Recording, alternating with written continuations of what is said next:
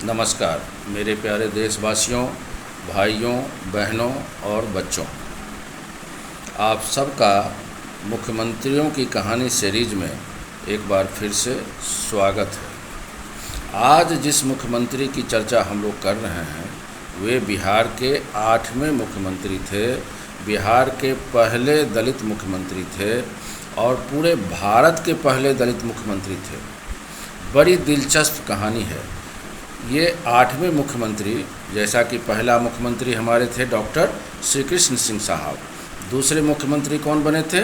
श्री दीप नारायण सिंह साहब। मैं एक बार रिपीट कर देता हूँ ताकि मेरा जो पर्पस है कि आप बिहार के सारे मुख्यमंत्रियों के बारे में जानें, इसलिए मैं चाहता हूँ कि आप लोगों को मैं अपडेट करता रहूँ कि who was the first chief minister of Bihar, तो डॉक्टर श्री कृष्ण सिंह साहब। दूसरे नंबर पर जो आते हैं वे आते हैं श्री दीप नारायण सिंह जी। तीसरे नंबर पर आते हैं श्री विनोदानंद झा जी।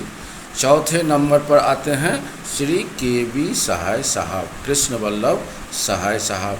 5वें नंबर पर आते हैं महामाया प्रसाद सिन्हा और महामाया बाबू के बाद 6ठे नंबर पर आते हैं श्री सतीश प्रसाद सिंह और 7वें नंबर पर आते हैं मंडल कमीशन वाले बीपी मंडल साहब और 8वें नंबर पर आते हैं श्री भोला पासवान शास्त्री। भोला पासवान शास्त्री जी, उनका नाम भोला पासवान था, लेकिन उन्होंने 1939 में बनारस से शास्त्री पद की उपाधि प्राप्त की और इसलिए उनको हम लोग भोला पासवान शास्त्री कहते हैं। वे बिहार के ही नहीं वरन संपूर्ण भारत के पहले दलित मुख्यमंत्री बने थे। और इतना ही नहीं, बड़ी रोचक कहानी है कि 3 बार वे मुख्यमंत्री बने। आश्चर्य की बात आप देखिए। और 3 बार मुख्यमंत्री के बनने के बाद केंद्रीय मंत्रिमंडल में भी वे शामिल हुए, श्रीमती इंदिरा गांधी के मंत्रिमंडल में, और केंद्रीय शहरी विकास और आवास मंत्री वे बने थे। और इतना ही नहीं, जब 1978 में जनता पार्टी की सरकार बनी थी तो भोला बाबू कांग्रेस के नेता थे और बावजूद इसके कि जनता पार्टी विपक्षियों की सरकार थी, लेकिन इनका जो चरित्र इतना अच्छा था कि जब संविधान के अनुच्छेद 338 के तहत शेड्यूल कास्ट और शेड्यूल ट्राइब कमीशन बना था, अनुसूचित जाति और जनजाति आयोग, उसके ये अध्यक्ष बनाए गए थे। और बावजूद इसके आपको आश्चर्य लगेगा कि जब भोला बाबू की मृत्यु हो जाती है तो उनके परिजनों के पास इतना पैसा नहीं रहता है कि उनका अंतिम संस्कार ठीक से किया जा सके। बड़े आश्चर्य की बात है ना। एक दलित 3 बार मुख्यमंत्री बनता है, केंद्रीय मंत्री बनता है और इतने बड़े बड़े पदों पर रहते हुए उनके परिजनों के पास इतना पैसा नहीं होता है, इतना धन नहीं होता है कि उनका अंतिम संस्कार ठीक से हो। यही है बिहार की राजनीति और यही है हमारे नेताओं की असली चालाकी, चरित्र, कैरेक्टर। केवल और केवल सबको झूठी दिलासा दिलाकर सिर्फ ये लोग वोट बैंक की राजनीति करते रहे हैं। जब एक दलित जो 3 बार मुख्यमंत्री बना और उसकी इतनी दुर्दशा है कि उनके परिवार के लोग झुग्गी झोपड़ी में आज भी रहते हैं। आप जाकर के देख लीजिए, मनरेगा में काम करके गुजारा करते हैं। कोई बहुत ज़्यादा दूर उनका गांव नहीं है, पूर्णिया जिला में बैरगाछी उनके गांव का नाम है। यह दुर्दशा देखने के बाद आपको समझ में आ जाएगी हमारे राज्य के नेताओं की चालाकी, जो महज दलितों का नाम भुनाकर, आज आप देख रहे हैं ना कि अलग अलग प्रांतों में दलित मुख्यमंत्री बने। ये सब जो राजनीति हो रही है सिर्फ और सिर्फ वोट बैंक की राजनीति है। कोई यादव की राजनीति कर रहा है, कोई मुसलमानों की राजनीति कर रहा है, कोई माई समीकरण बना करके राजनीति कर रहा है। MY मुस्लिम और यादव को मिला दिया, कॉम्बो बना दो, राजनीति करो। और सबसे ज़्यादा ये लोग उसी समीकरण वाले लोगों का शोषण करते हैं। मैं आपको दावे के साथ कह सकता हूँ कि अगर आप इस चीज़ को ध्यान से देखिए तो इन नेताओं की चतुराई आपको समझ में आ जाएगी। महाराज, मामूली बात नहीं होती है। बिहार जैसे बड़े राज्य, तब झारखंड भी बिहार में ही था, और 3 बार मुख्यमंत्री बनना, और ऊपर से केंद्रीय विकास और आवास मंत्री बनना, शेड्यूल कास्ट शेड्यूल ट्राइब जो कमीशन बनी उसका अध्यक्ष बने रहना, और ऐसे नेता की जब ये दुर्दशा है उसके परिवार की, तो अन्य दलितों के बारे में आप सोच नहीं सकते हैं। तो यह सब जो पॉलिटिक्स है एक छलावा है। हमारे नेताओं के द्वारा जनता को धोखा देने का काम किया जा रहा है। मैं इसीलिए मुख्यमंत्रियों की बात आपसे कह रहा हूँ। बहरहाल मैं आपको बताऊं कि भोला बाबू बिहार के 8वें मुख्यमंत्री बने थे। पहले 7 का नाम मैंने आपको जिक्र कर दिया। तो ये जो 8वें बने, तो क्यों बने, किन परिस्थितियों में बने, और 3 बार मुख्यमंत्री कैसे बने, तो उसकी कहानी भी बड़ी दिलचस्प है। होता यूँ है कि 1967 का जो चुनाव होता है उसमें कांग्रेस बुरी तरह से हार जाती है, और आपने देखा कि पहले सतीश बाबू को कितने चतुराई से बीपी मंडल साहब मुख्यमंत्री बनाए अपने स्वार्थ के लिए।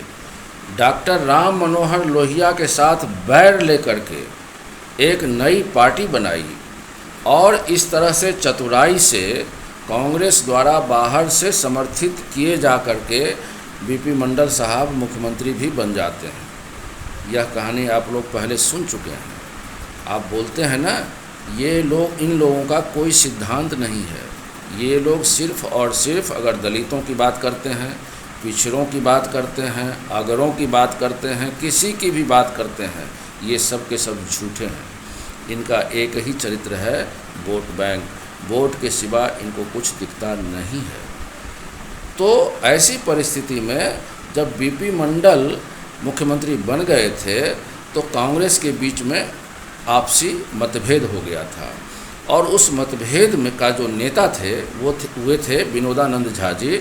और विनोदानंद झा जी 17 विधायकों का गुट बनाकर कांग्रेस से अलग निकलकर अपना एक लोकतांत्रिक कांग्रेस पार्टी बना ली थी, और इस लोकतांत्रिक पार्टी को तत्कालीन जनसंघ और कुछ दूसरे जो निर्दलीय विधायक वगैरह का साथ मिलकर भोला बाबू 22 मार्च 1968 को पहले दलित मुख्यमंत्री बन गए।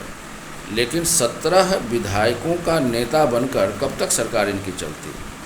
तो जून, महज 3 महीना ये रह सके मुख्यमंत्री। तो जून आखिर आते आते इनको रेजिग्नेशन देना पड़ गया, और 29 जून को पहली बार बिहार में राष्ट्रपति शासन लागू हो गई। अब क्या हुआ कि फिर से फरवरी 1969, याद रखिएगा, फरवरी 1969 में पहली बार बिहार में मध्यावधि चुनाव हुई। जनरल नॉलेज के पॉइंट से भी बच्चे याद रखें इसको। तो फरवरी 1969 में जो मध्यावधि चुनाव हुए उसमें किसी भी दल को स्पष्ट बहुमत नहीं मिला। तो जाहिर सी बात है कि कांग्रेस सबसे बड़ी पार्टी थी, और उसने निर्दलीय और कुछ अन्य विधायकों का साथ लेकर और श्री सरदार हरिहर सिंह को इन्होंने मुख्यमंत्री बना दिया। सरदार हरिहर सिंह की सरकार नहीं चली। कैसे चलती? तो आखिरकार क्या हुआ कि फिर से भोला बाबू को मुख्यमंत्री बना दिया जाता है विपक्षी दलों के सहयोग से, क्योंकि इनके पार्टी जो है कांग्रेस से नाता तोड़ चुकी थी। तो उस समय जो संयुक्त सोशलिस्ट पार्टी थी, संसोपा जिसको बोलते हैं, जनसंघ थे, जनक्रांति दल था, तो ये सब मिला करके फिर से भोला बाबू को बना देते हैं मुख्यमंत्री। हरिहर सिंह के बाद, सरदार हरिहर सिंह के बाद देखिए एकदम उठापटक चल रहा है। केवल ये लोग मुख्यमंत्री बनो, हटो बनो हटो, यही राजनीति हो रही है। अब जो है जब ये मुख्यमंत्री फिर से दोबारा बन जाते हैं तो महज 13 दिन इनकी सरकार चलती है, भोला पासवान शास्त्री जी की, और 13 दिन के बाद फिर इनको रिज़ाइन करना पड़ता है। और ये जो है महाशय अब ऐसी परिस्थिति में आ जाते हैं कि फिर से कांग्रेस क्या करती है कि दरोगा प्रसाद राय को मुख्यमंत्री बना देती है, दरोगा बाबू की भी सरकार गिर जाती है। अब फिर से क्या हो रहा है कि दरोगा बाबू के बाद कर्पूरी ठाकुर जी को मुख्यमंत्री बना दिया जाता है। ये जो विपक्षी एकता वाले लोग थे ये लोग मिलकर के बना देते हैं। फिर कर्पूरी जी की सरकार गिर जाती है। फिर तिबारा, this is the third time again Bhola Babu जो है इनको मुख्यमंत्री बना दिया जाता है। इस बीच में क्या होता है कि समय बीत रहा है और समय के साथ विनोदानंद झा जी जो लोकतांत्रिक कांग्रेस पार्टी के नेता थे वे कांग्रेस आर ज्वाइन कर लिए होते हैं और भोला बाबू अपनी नई एक दल बना लिए होते हैं, लोकतांत्रिक दल, क्योंकि उस समय दल बदल कानून वगैरह कुछ था नहीं। तो भोला बाबू को, भोला पासवान शास्त्री जी को कांग्रेस समर्थन दे रही थी और कांग्रेस के नेताओं का यह दबाव था कि आप जो है आपकी पार्टी कांग्रेस में मर्ज कर जाइए, लेकिन भोला बाबू टस से मस नहीं हो रहे थे और आखिरकार इनको पुनः रिजाइन देना पड़ा। इनकी सरकार तीसरी बार भी गिर गई, लेकिन कमोबेश गिरने के बाद ये महाशय को भोला बाबू माने भोला पासवान शास्त्री जी को श्रीमती इंदिरा गांधी ने मना लिया और इनको राज्यसभा से दिल्ली बुला लिया राज्यसभा में, और इनको शहरी विकास और आवास मंत्रालय दिया। और तो और जब 1978 में जनता पार्टी की सरकार बनी तब ये कांग्रेस के नेता थे, लेकिन जो संविधान के अनुच्छेद के तहत 338 के तहत जब schedule caste schedule tribe commission बना तो भोला पासवान शास्त्री जी को इसका चेयरमैन बनाया गया। और ये सज्जन इतने शरीफ थे कि इन्होंने अपने ऊपर कोई दाग लगने नहीं दिया। इनके अपने बच्चे नहीं थे, इनका भतीजा वगैरह जो है अभी मनरेगा में काम करके जीविकोपार्जन कर रहा है। अपने गांव में सड़क तक नहीं बनाया इन्होंने कि हमारे ऊपर कोई दाग न लगे। तो इतने चरित्र के अच्छे होते हुए 3 बार मुख्यमंत्री और 1 बार केंद्रीय मंत्री होते हुए उनके जैसे महान व्यक्ति की अगर ऐसी दुर्दशा है तो आप समझ लीजिए कि दलितों के साथ कितना बड़ा छलावा ये हमारे राजनेता लोग जो वर्तमान के हैं कर रहे हैं। आप लोगों को अगर मेरा यह संवाद अच्छा लग रहा हो तो आप मेरे चैनल को सब्सक्राइब करें, शेयर करें, लाइक करें और अपना बहुमूल्य कमेंट प्रदान करें। आज इन्हीं शब्दों के साथ मैं विराम लेता हूं और आगे फिर एक नए मुख्यमंत्री की चर्चा होगी। मैं चाहता हूं कि हमारे बच्चे सारे मुख्यमंत्रियों के कार्यकाल को समझें, उनके कैरेक्टर्स को समझें, कौन से मुख्यमंत्री कितने बड़े धोखेबाज निकले, कौन से मुख्यमंत्री कितना धन कमाया, कौन सा मुख्यमंत्री सादगी में जीवन जिया, हमें किस तरह के नेता की ज़रूरत है। इन्हीं संकल्पों के साथ आप सबको नमस्कार, आदाब और जय हिंद।